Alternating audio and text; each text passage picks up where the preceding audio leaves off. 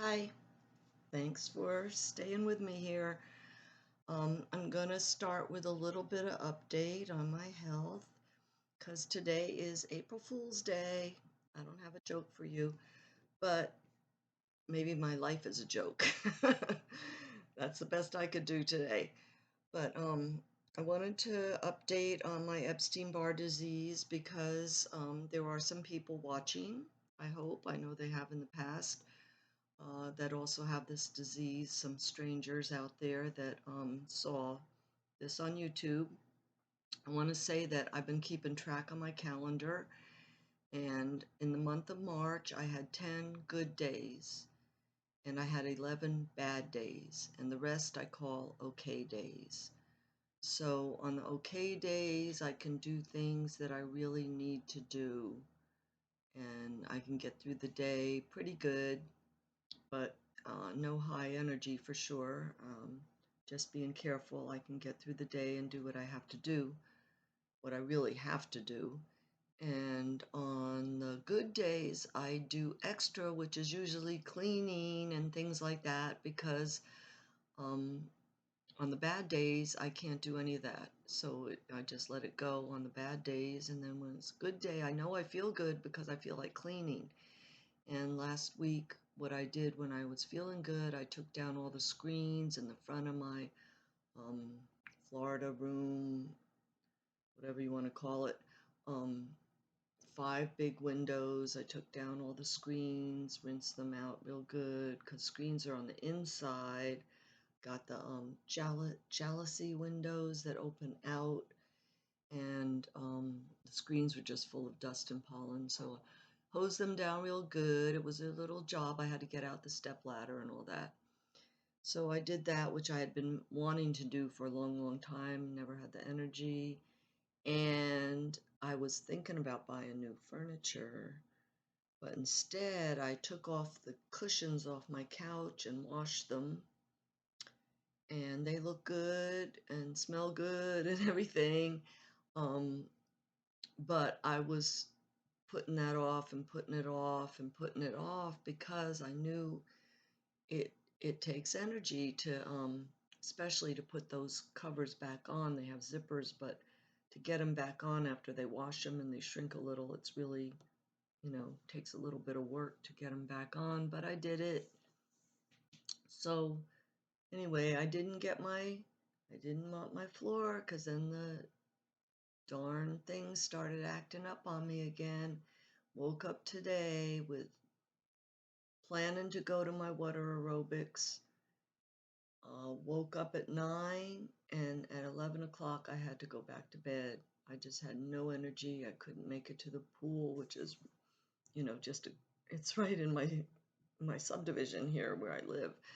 So just been home all day taking it easy. I had a friend stop by, and I told her I'm just really not feeling well today.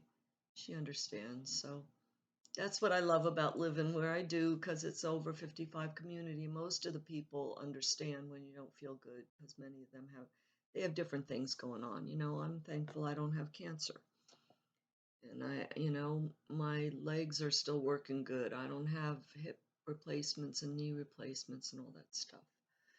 But anyway, I'm getting back to my story here.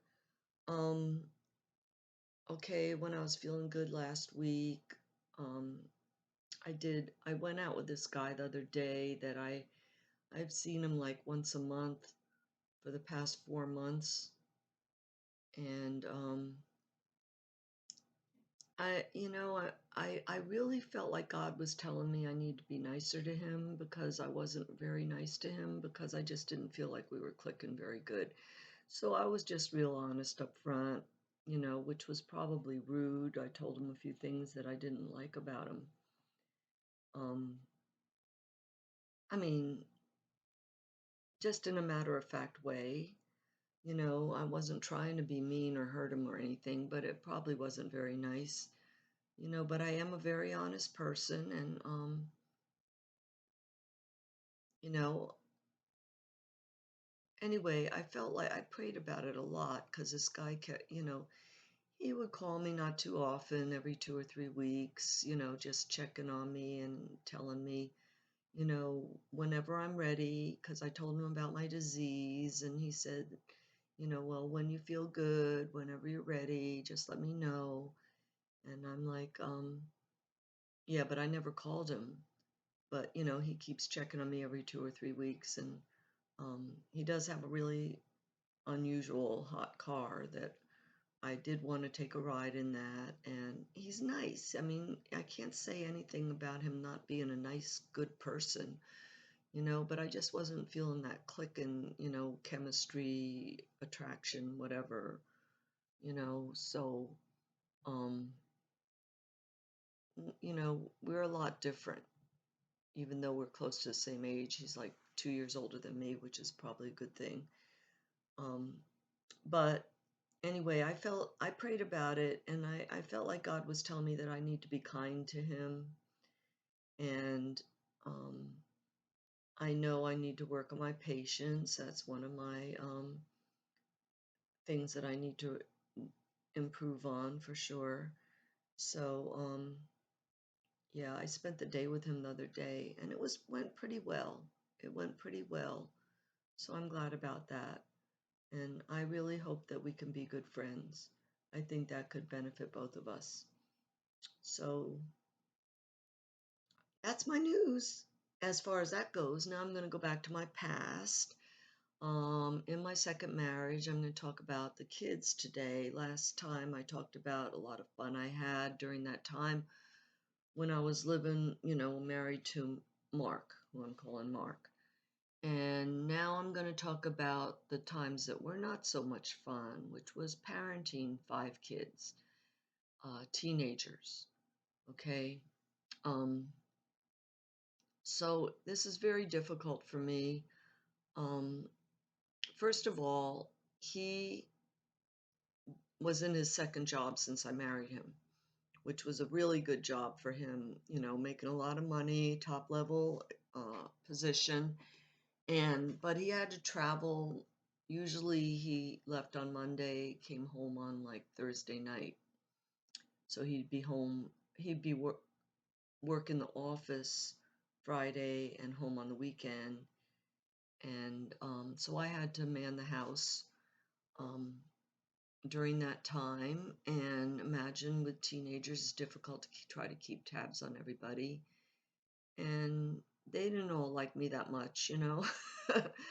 My daughter, I told you some of the things, she and I were not getting along at all. And my 2 boys, I always felt like they still loved me, but they really kind of distanced themselves from me as teenagers. They never did during that time. They never bonded well with their stepdad. He was so different from their real dad, and they loved their real dad. And so that was difficult for them and me. And, my stepsons, they didn't particularly care for me. Sometimes, I mean, most of the time they were pretty nice, getting along with me. Um, but I didn't really feel like we had a great relationship. And anyway, it was hard for me. It was very hard for me. And I was working full time because I wanted to. And but like I said before, I was working from home a lot, most of the time from home. Um, so very, very difficult. There are many stories I could tell, heartbreaking, sad stories, but I feel like I can't tell it because everyone, wouldn't appreciate it. It's too personal. I really want to, but I really can't. But Um, if any of you have had teenagers, most of you had, I'm sure you can imagine all the teenage stuff happened. I mean, between 5 kids, you can imagine almost everything happened. And it was a whole lot to deal with. Mark and I, in an effort, we had some suspicions, weren't sure everything that was going on. Um, One thing was that the kids did not hang out at our house because we did have all these rules, and so they would rather go somewhere else. I don't know. I mean, I know a few places where they were, but um, I can only assume that they were hanging out at other people's houses where they had more privacy and freedom than they did with us. Um, One time, my daughter had some friends over, and like I told you, her bedroom was up over the kitchen. She had a suite with a bathroom up over the kitchen, so she was had her private area there. And one day she had maybe 5 or 6 friends over, and I was so happy that she actually invited her friends over here because they were hardly ever at home in the evenings. They also all worked from the time they were 15. They all had part-time jobs, but they didn't like to hang out at our house. So the one day they were all over, I was so happy. I think I made popcorn, brought it up, and some soda probably, and But Mark came home a little later, and he went up there. Turned out that one of the guys had brought over beer, and it wasn't just a 6 pack. It was like it was like a case or a 18 pack or something. A lot of beer, a lot for you know a few teenagers. Um, and he was not going to tolerate that. He kicked the kid out. He called the dad. He called the kid's dad. Came and got him. So that give you a little idea why they didn't hang out at my house. Um, we also taped the phones. Now they didn't have cell phones. We're talking about mid 90s. No cell phones, so we did tap their phones. In the evenings, um, we would Mark and I would go go up in the bedroom and get ready for bed and turn on the tape and listen to the tape every night. Um, like I said, he was only there Friday, Saturday, Sunday nights. But we'd listen to the tapes, and they were mostly boring, but did pick up on a few things going on that were not good. Um, One day, the one son, he made a plan with a friend who was older who had a car, and that guy was going to pick him up, and um, he our boy was going to bring some liquor. So we had a locked liquor cabinet, and no, not actually, it was one of the other boys, we think. Anyway, somebody busted in through the back, punched a hole through the cabinet. So the one kid, he had probably 4 little pints of liquor because we had all pints because we didn't really drink. We only drank wine and beer sometimes. So we had some liquor for guests, and he had about 4 of them, 4 pints, like in his pockets, in his arms, whatever. Maybe more than 4, I don't know. But Mark was waiting in the bushes for this other kid to pick him up, and he busted him. So those are some examples of why the kids didn't like us so much, didn't hang out at our house. One time our house got egged up towards my daughter's window. I guess it was aimed at her for some reason. I don't know. Maybe just at us in general, because her window was like the only upstairs part of the front of the house. But anyway, one day I tried to be super mom. It was open house at the high school, and I tried to hit all the classes for all 5 kids because they were all in high school together. They were only 3 years apart, 5 kids. So when they were all in high school together, I tried to stay. You're supposed to, you get the kids schedule, and you go to their homeroom, and then you go to each period class, and that's the way the evening's supposed to go. Well, I had 5 classes to go to each period, So I was running around trying to do that, like 3 minutes in each class, just to, see a brief glimpse of the teacher and, a little bit of what they were doing. And then I move on to next class. It was crazy. It was hectic. It was not very fruitful, and I did not do that again. So, I mean, I know that my stepsons, their mom was also, close, wanting to keep in touch with what's going on with them in school and stuff like that. So, like I said, the two boys were very athletic, and my boys were not so much. I mean, they could have been, but they didn't choose to go into any of those team sports.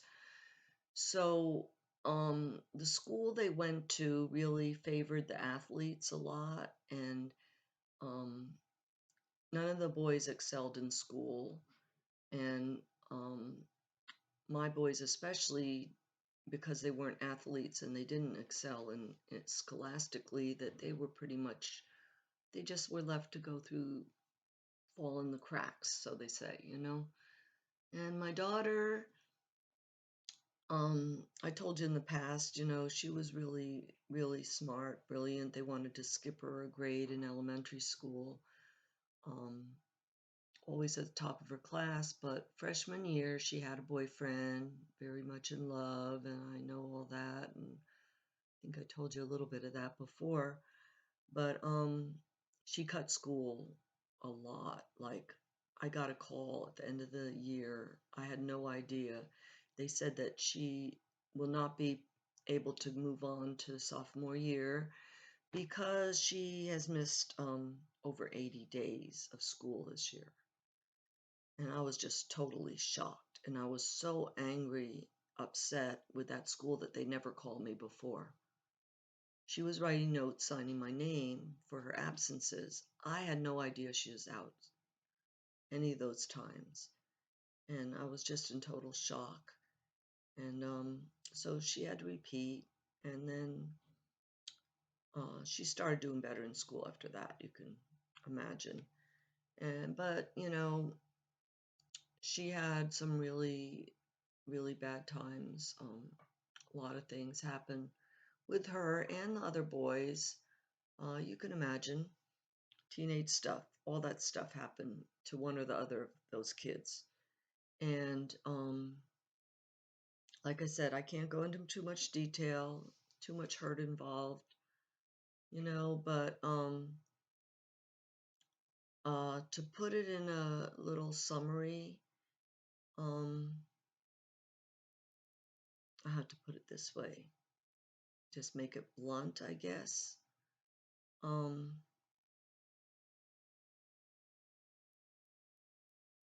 okay.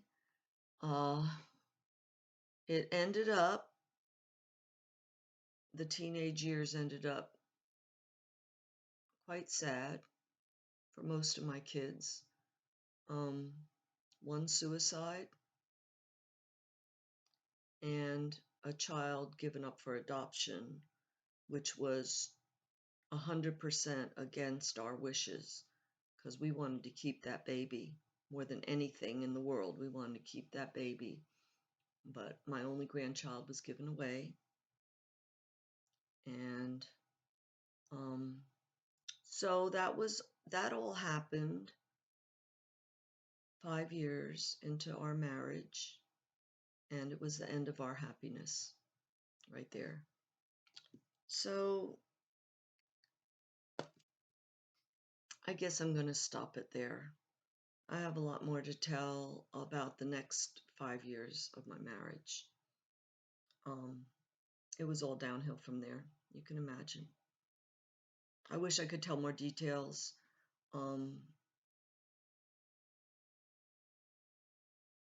but I can't.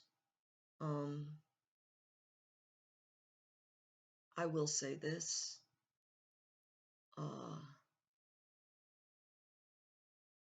I'm all for adoption. Totally all for adoption. But if you want to adopt, there are so many babies out there that really need to be adopted because the parents cannot or do not, they either choose not to, are not able to, and have no one else, you know, in their family. Because I truly believe that children should stay in the family if at all possible. So all I have to say is if you adopt, you know, don't adopt from a family that wants the baby, even if the parent is young. Talk to the parents. In this case, they did not. We wanted to talk to the ones that were going to adopt our baby, and well, I heard they refused, and later I heard that they also wanted to talk to us and were not allowed to. So I don't know where the truth lies there, but like I say, there's plenty that truly need to be adopted because there's no one to care for them. If there's family to care for them, check it out. Make sure it's a decent family that can care for them and leave them in the family. I believe that's the best thing. I believe that's what's meant to be. And another thing, I believe there's nothing wrong with kids getting married very young. I was all for it. I say get married. With parent support, I think that lots of times your true love is your first love.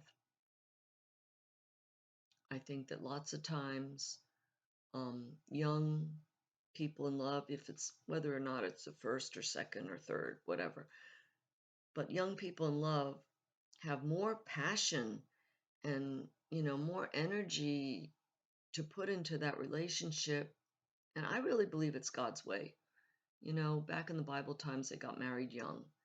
And I believe it's God's way. It's just the culture today because everybody's looking for a career first. You got to get educated and career and all that. I don't believe that that's the most important thing. I believe family is the most important thing. All that stuff can come later. And if you have your family, like a lot of cultures still do, like you know, uh, outside of the U.S., a lot of cultures, are much more about family than we are. Sad to say. So that's my sad story for today. And next one, well, I gotta say, the next couple will probably be mostly sad, at least the next one or two or three. But that's my story. And this is a very difficult part of my life. But it's nice that you're interested and watching and care. I feel like any friends that are watching must really care for me, I guess. I don't know. They're just curious. That's okay. But God bless you all. I hope God is with you and have faith because He did see me through, even though it was very difficult times. That's how I got through, hanging on to Him when everything else falls apart. Okay. God bless. Take care. See you next time.